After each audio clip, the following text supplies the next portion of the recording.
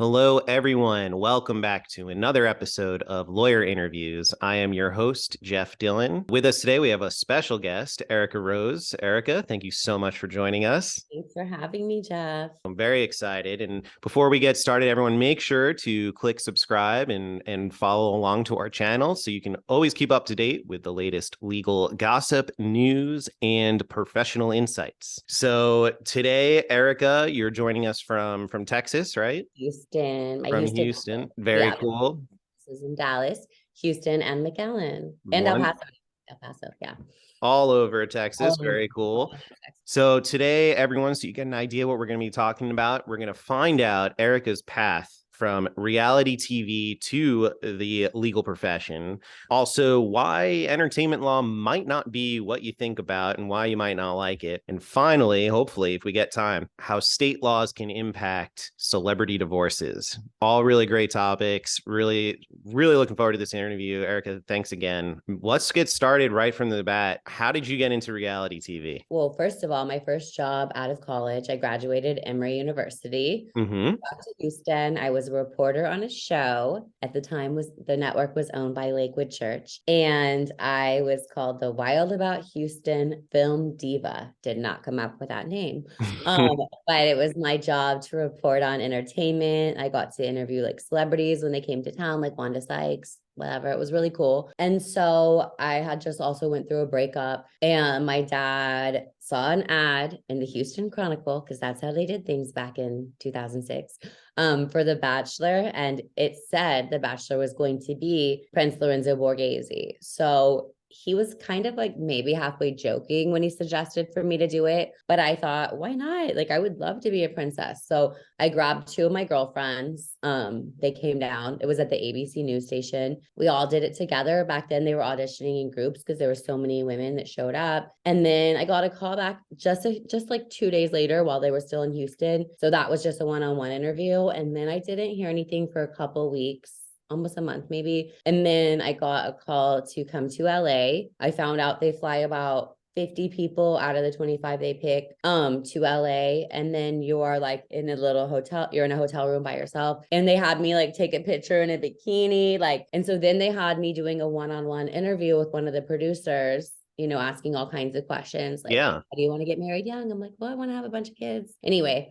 So then little did I know that the entire production team, including Mike Fleiss, everyone else was in the room next door. So if they like you, which they did, then they're like, come meet everyone. And they're all like, we were listening the whole time. I'm like, so I think that my on-camera experience at Wild About Houston really helped me to feel comfortable on camera. But I always say I would not have wanted to be on the show if it wasn't a bachelor that I vibed with. Like, love Jesse Palmer as a host too. I think he would have wanted to go out with me. No, but like Lorenzo has became one of my best friends. He came to my husband in my wedding. Really? Wow. Yeah, we stayed lifelong friends. So I mean, we had so much in common besides for the fact that I'm not like an Italian royal person. But Yeah. other than that, like I would run into him in Aspen throughout the years. Like he always like he always kept up with my dating life. One time I told him, I'm gonna get married before you, which I did, but he could have gotten married whenever he wanted. He's just one of those Right. guys that Well, have any girl. right. Well, what do you think they're looking for in these bachelor auditions to make it on the show? Something interesting, because I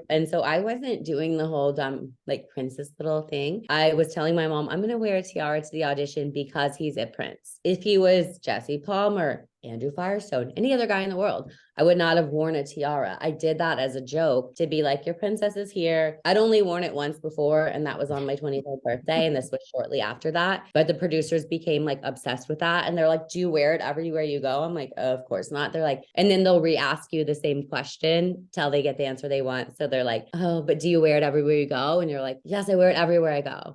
Because you can understand what they want from you to say. And do you have to do that? No, there was plenty of girls back then when I was on, because that was before being an influencer was a thing. So none of us were like planning to do that. That just wasn't. Instagram came out in 2012 when I was filming Yeah. Bachelor season 3. I remember some of the girls being like, you had to get on Instagram. Like, it's the newest thing. And our phones are taken away from us during filming. So Right. I was like, okay, I'll join it after that. But we all went back to our careers at the time. obviously things has changed. And so now I think they're trying, it seems like I watch it still, and it seems like they're trying to get away from like only having influencers because that's so cheesy. And at the time when I was on, the girl he picked was a teacher, but people all had regular jobs. I mean, at the time, I was reporting on the show Wild About Houston, and I was also writing for Houston Magazine. I Mm-hmm. was called a society reporter. So So I was that was the paid. blurb underneath, society reporter. No, they put Gross. socialite, which I was Socialite. Well, paid to go that's to parties and cover them for the magazine because I was an English oh, writing major, theater minor. So that was, I didn't even know that's what they were going to say. And it was so because that's funny. almost worse than social It media was really no, influencer. it was worse because then people started comparing me to Paris Hilton, which now that's an amazing compliment. But at the time, Yeah. it's like, Yeah. She eh. got better. Well, Now she's great. She's doing great. She's yeah. a billionaire in her own right. But like at the Mm-hmm. time, it was when she had like legal troubles and all that fun stuff, sex Oh tapes. my And God. so I didn't want to be called a socialite because Yeah, it's that's not kind of insulting, kind of I in was, a way. yeah, I was a society reporter that got paid to go Mm-hmm. to events and cover them for Houston Magazine, which is still around. So I wrote that down because they asked us to write it down, and then they just changed it to socialite because I think they wanted that little character for me. Mm. Did you pursue reality TV as like a career after The Honestly, Bachelor? no. So when I was at, I'll be real, I thought it was going to help my entertainment reporting career Mm. to go from local to national. So I was asked to be on Ellen DeGeneres while the show was airing. She often will do that. I mean, now it's not there anymore, but all Yeah. I have to say is she was really nice to me. So negative about her, I did not experience. She was nice even off camera. So I just judged Interesting. people by, yeah, she treated me well. So how someone treats me is how I judge them. You know what I mean? Well, it's I feel probably because like, you weren't working for her. well, it was so funny because at the time when I was backstage, her employees were like, they were really weird, but they were already starting to like say bad things about her. Like they were like, she doesn't talk to us. Like I was like, why are y'all telling What? me? Like, Oh, wow. no, like I feel like it was the people on her staff that did all this, honestly, because she wasn't. I remember the episode I was on.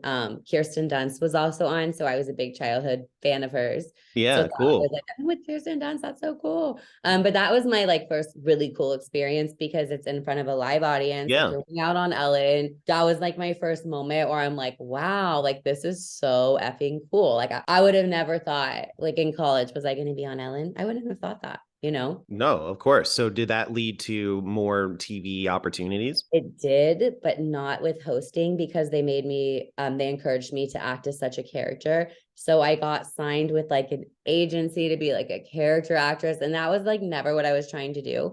Oh. So with hosting, I did some hosting for like this Fox reality network that's no longer around, but I couldn't like my dream job in college was to be a reporter for E News, but my personality on The Bachelor was too like eccentric, I guess, because I was acting.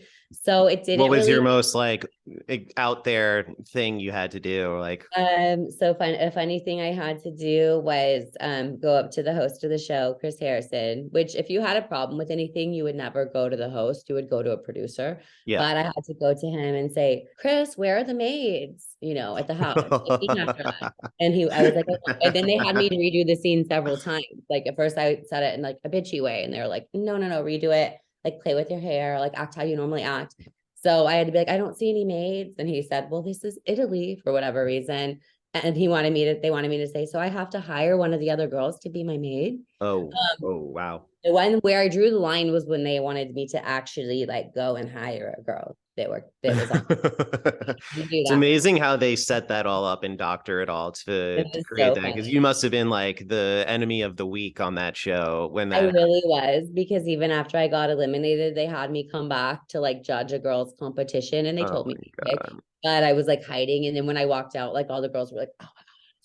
But the God. ironic thing is, we're all friends. Half of them came to my wedding, besides one that took it really personally. And I was like, girl, chill. It's all in good fun. You know what I Yeah. mean? And most of it. Yeah. But I will say that they didn't force you to do anything. So I had fun with it. There were Hmm. other girls that were teachers on the show, and they would say, I'm not going to do that. My kids, meaning their students, wouldn't like that.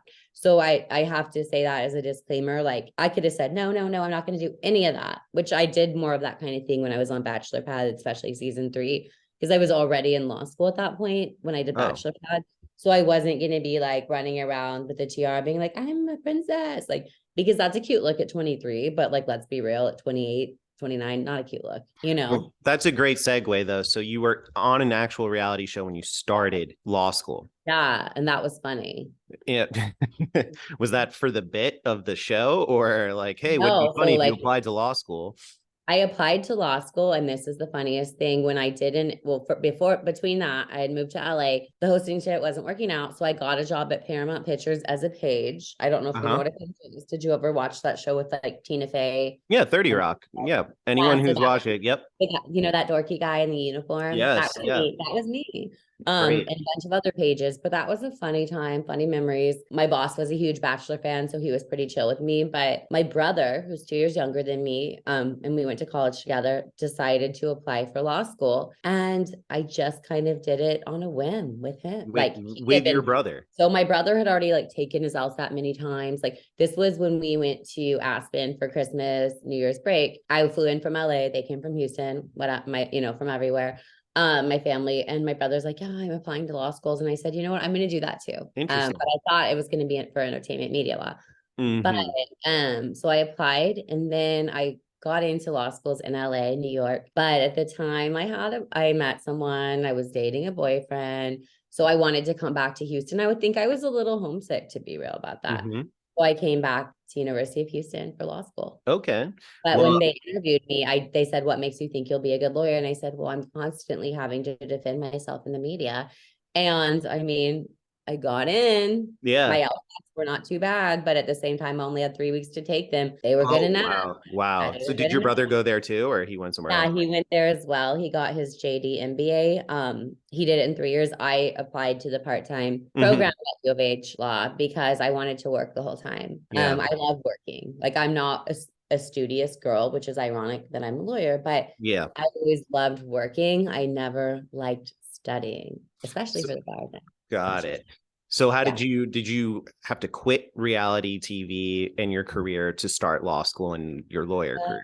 For a year, but then I got a call to be on a different show on VH1 called Your Cutoff. So it filmed in the summer. Actually, it filmed in the spring, but I found some professors that were my friend that liked me to do independent research for them. So I never took a semester off. Hmm. And after that, I filmed Bachelor Pad seasons 2 and 3 in 2011 and 2018. So that, no, 2011 and 2012, so that I could do that in the summer. But it was the funniest time was when I filmed Bachelor Pad season 2. And then I was in my like 2L, maybe 3L, because I did it in Yeah. 4th year of law school, and my professor would watch it. And I love this professor. He was my friend. But we became friends. But he would be like, yeah, I saw you making out last night on TV. And I'm like, let's like not talk about that in class. Oh boy. I mean, nothing worse happened than kissing, but still, it was just like, it was annoying. So well, tell me about the transition though from reality to practicing law. So to practicing, I loved it. Once I finished, the thing I didn't love was studying for my bar exam because I'm a really social person. Yep. So I had to shut down my life. I had friends, when can I hang out with you? And I was just like, no, like after the bar exam, because if you say yes to one person, it doesn't matter. Then Yep. your mindset will be changed up and you'll say yes to another person, and then you're not going to pass. Hmm. So I literally had to shut down my life. I And mean, you, like exactly, literally. I took Barbary, of course. of course, Good, good, and I good. went in person because I'm not the kind of person that will, if I'm doing it online, like a lecture online, like I would try that. I'd be like doing other things, like running, Hmm. like playing on. But in person, it was so funny because some of my professors from U of H Law, a couple of them, literally two, became like Barbary lectures in Texas. So I'd be like, hey, it was good to see them. But the point is I gave them respect. I wouldn't be like on my phone, like ignoring them. And in law Right. school, they were really big about that. And we all thought we were being sneaky by having G chat. And so it looked Yeah, like yeah. notes, but then one of my professors called me out, Oh and no. Professor Gershwitz, but he was the same one that was teaching Barbary. Everything's fine. But yeah, I was definitely bored a lot during law school, but at the same time, because my goal was not to work at a really big firm and become partner. It was just, I always knew I wanted to do my own thing, even though I started out at a different firm. But I never like needed to be at the top of my class. Like, no, I never was like, Hmm. I got like a B average probably, Like in some classes, criminal law, I got an A. Like when I liked a class, I Mm-hmm. got an A. When I didn't like it or thought it was weird, like property, for example, was weird to me at the time. Civ Pro, the way they taught it was very strange because my professor had gone to Yale. So it was really important for him to teach, to like remind us about that every day. And we're like, we Of know. course. Yeah, And yeah. he was just Too so funny. condescending to me. I remember one time he asked me which justice's opinion I agreed on about something. And I said, I agree with Justice O'Connor. And he said, why? You can't just agree with her because you like the color of her scarf. And Oh, I'm come like, but I on. don't know what color her scarf was because this is a book. So that was like my own little Legally Blonde moment, I guess. Seriously, what Um, an wow. so Just fucking rude, you can't make that stuff up because I didn't know. He was rude as that's that's insane. So, what kind of skills do you think did you get from your production career that well. translate to practicing law? Well, I'm very articulate, which is real. So I'm a litigator. So Mm-hmm. I think litigators in general are theatrical people. My role model, the late John O'Quinn, who was my mentor and friend, he wrote my Mm. letter of recommendation for law school. He passed, but anyways, he was super articulate, a very theatrical guy.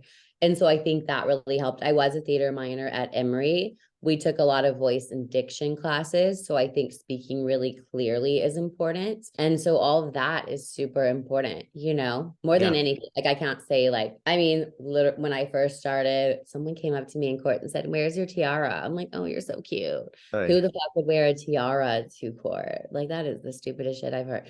But the point is that other than that, like I don't really know other than, well, what I will say is now that I have my own law firm, finally I found a way, since there wasn't influencing back then, to use my SEO stuff. And that was thanks to my husband, my law partner and husband. We were married many years before becoming law partners. That's important.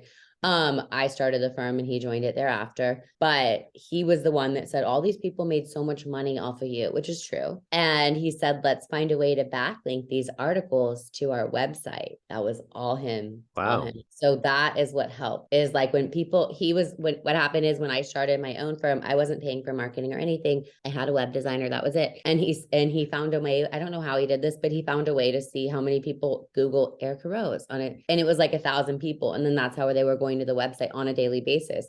And Mm-hmm. so he was like, we need to backlink all these Bachelor articles. And the Bachelor, like, they're happy. Like, they don't care. They're not gonna, they don't, I did so much for them that they really don't mind me doing anything like that. I've never received a problem from them. I keep in touch with Mike Weiss. I have his cell phone. Chris Harrison, he's no longer there. We're still friends. So it's like I had a great relationship with them. So I think they're proud of me. They're happy for me. They were always supportive of my career. And so it was never an issue for me to like Mm-hmm. use The Bachelor, how to Got use it. to get like, so if I wasn't in my own practice, like I started out at another family law firm for 6 months and it wasn't as helpful, my reality TV background, as it was Mm-hmm. my own practice. Got it. So we hinted at this before. You Mhm. started off doing entertainment law. Why Yeah. did you find out that that wasn't for you? So it wasn't for me because, you know what, have you ever heard the expression that says those that can't do teach? Yes. In entertainment media law, the boutique firm I worked at in Venice Beach was called Rosen Law Group. I'm not talking about him because he had a business in legal at Lionsgate and started his firm. So I'm not talking about him, but this one of the associates I met was like he had tried to be a musician and had some success, Mm. but it never went to that level. So then he became an entertainment lawyer. And I found things like that happening. Like there was many exceptions, but I found other people like that. So that was that. But also I don't like drafting. My least favorite class in law school was LRW, is what we called it. Legal research and writing. Yep. I hated it, which is ironic because I was an English creative writing major, theater minor. But creative writing is so different than drafting a pleading where it Of has to be like course. a format, get rejected by the e-file system if it's not like formatted perfectly. And my husband loves drafting. Like he'll be like, look at this work of art. I'm like, yeah. Yeah. That's why we're such a good team. I like litigating. I like mediations. I like client interactions. I have so many good skill sets, but drafting and pleading, it's not just maybe if I tried, but do I want to? No, I'd rather spend my time elsewhere, you So if know? someone would tell you, "Hey, I really want to be an entertainment lawyer," what kind of warning would you give them? I would say, do you love drafting? Because Mm-hmm. this is the funniest part. This is how I realized it wasn't for me. In my LLM program at Southwestern, there was a guy there. He had gone to USC his whole life. He knew he wanted to be an entertainment lawyer. And he said, that he feels when he drafts a perfectly done contract, that is a work of art to him. So that's when I had my like aha moment. Like, so I thought that everyone hated drafting, but they just like the entertainment industry. But when I realized some people love like drafting these like master Right. contract, he should do it. I shouldn't. You're not Because in I law. like You're not getting it. into it because you love entertainment and it's cool to Right. like music. You got to do it because you like the law and you like Draft that and type because of you like practice. drafting. It's And very practicing. transactional. It Yep. often doesn't go to litigation. The Correct. practice I was at least. The coolness factor was like a celebrity coming in. And you're like, oh, I loved you when I was younger on Seventh Heaven or whatever. Hmm. But that like gets old really fast because I was living in LA anyway. And when I was a page at Paramount Pictures, I saw a lot more celebrities. Right. And I was never one that was like, oh, I'm seeing a celeb. That never like excited me. But I do love seeing like creative geniuses, which is Hmm. different. But it could have been like I thought it was cool when to go and like I like negotiating contracts. Right. So when I get an entertainment law case, which is rare here, I had a talented young beats producer coming to me because there is a big urban music scene in Houston. And the production company, like he was getting a contract with like this Way Global. You might not know who they are.